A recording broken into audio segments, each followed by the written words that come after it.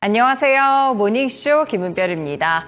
네, 그동안 이 상승 가도를 달려왔던 뉴욕 증시가 결국에는 간밤의 하락으로 전환되는 흐름이었습니다. 이에 따라서 S&P 500 지수도 다시 한번 5,000선에서 내려오는 모습이었고요. 나스닥 지수도 16,000선에서 한 걸음 더 물러서게 되면서 기대감을 낮추는 모습들로 진행이 됐습니다. 그동안 계속해서 상승세를 이끌었던 관련된 매그니피센트 7 관련 종목들도 일제히 하락세를 기록하게 되면서 뉴욕 증시에 잠시 좀 그림자가 어두운 모습이었는데요. 결국 이유는 물가였습니다. 간밤에 발표됐던 1월 CPI 좋지 않았고요.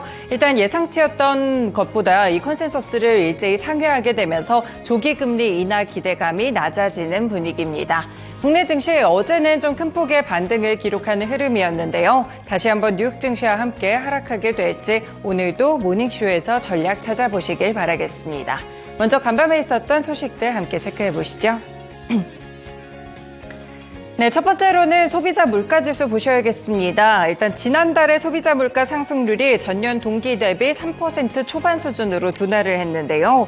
1월에 미국 CPI는 전년 동월 대비 3.1% 상승했다고 이 노동부가 밝혔습니다.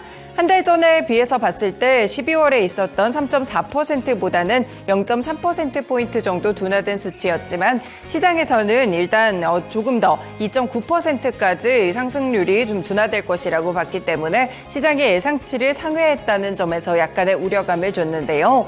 그리고 연준의 목표치 자체가 2%라는 물가 상승률이기 때문에 결국에는 2%대로 가지 못했다는 그 실망감도 함께 커지는 분위기였습니다. 그리고 무엇보다도 이 에너지와 식품 가격을 제외했던 근원 CPI 역시나 예상치를 상회했다는 점을 보셔야 될 것 같은데요. 전년 동월 대비 3.9% 증가하게 되면서 이 전달의 상승률과 같은 흐름을 보여주기도 했었고요. 시장에서는 3.7%포인트 정도 상승할 것이라고 봤기 때문에 역시나 시장의 예상치를 상회하는 숫자가 나왔다고 볼 수 있겠습니다. 이번에 이렇게 물가 지표들이 전반적으로 이 예상치를 상회했던 이유는 바로 주거비에 있는데요. 주거비가 전월 대비 0.6% 오르면서 상승세가 지속됐고 이번에 CPI 상승률의 3분의 2 정도의 이런 영향력을 미쳤다는 평가를 함께 받고 있습니다. 이 주거비는 CPI 가중치의 35%를 일단 차지하고 있기 때문에 CPI 산정에 큰 영향을 미친다는 점도 함께 체크를 해볼 수 있겠는데요. 결국에는 이렇게 물가 지표가 예상만큼 둔화하지 않게 되면서 국채 금리는 다시 한번 치솟는 흐름이 나왔고요. 이외에도 패드워치에 따르면 조기 금리 인하 기대감이 확실히 낮아지는 흐름이었습니다. 5월 정도에 금리 인하가 들어갈 것이라는 기대감 자체도 35% 정도로 큰 폭으로 줄어드는 모습이었고요. 시장의 예상치는 이제 6월 정도에 금리 인하가 시행될 것이다라는 시각들을 함께 보여주고 있습니다. 이 CPI가 이번에 좀 중요했었는데 결국에는 물가가 아직까지는 조금은 견고한 모습들이 나타나게 되면서 조기 금리 인하 기대감이 좀 약화됐다는 점 함께 체크를 해보셔야 될 것 같고요. 이후에 발표되는 PPI라든지 혹은 PCE 물가지수까지 함께 연결해서 계속해서 체크해 보실 필요가 있겠습니다. 네, 두 번째 소식 살펴보겠습니다. 유럽연합이 이른바 빅테크 특별규제 대상에서 애플과 마이크로소프트의 일부 서비스를 빼기로 결정을 했다고 합니다. 문자 서비스인 아이메시지, 그리고 마이크로소프트의 온라인 검색 엔진 빙, 그리고 브라우저 엣지, 자체 온라인 광고 서비스 같이 4개 서비스는 디지털 시장법상 게이트키퍼 적용 대상에서 제외한다라고 EU 측에서 밝혔습니다. 이 집행위는 지난해 9월 시작됐던 심층조사에서 해당 4개 서비스가 게이트키퍼의 요건을 충족하지 않는다라고 본 것인데요. 다만 이번 결정이 일부 서비스만을 제외할 뿐 양사를 게이트키퍼로 지정했던 결정 자체는 변함없이 유지가 된다라는 이야기를 함께 밝혔습니다. 여기서 말하고 있는 디지털 시장법이란 소비자와 판매자 간 일종의 관문 역할을 하는 거대 플랫폼 사업자의 시장 지배력 남용을 방지하기 위한 규제라고 보실 수 있겠는데요. 일단 오는 3월부터 디지털 이 시장법이 본격적으로 시행되면서 게이트키퍼로 지정된 기업들은 자사 서비스를 통해서 획득한 이용자 개인정보를 다른 서비스 사업 시 교차 활용하는 것이 금지가 된다고 볼 수가 있겠습니다.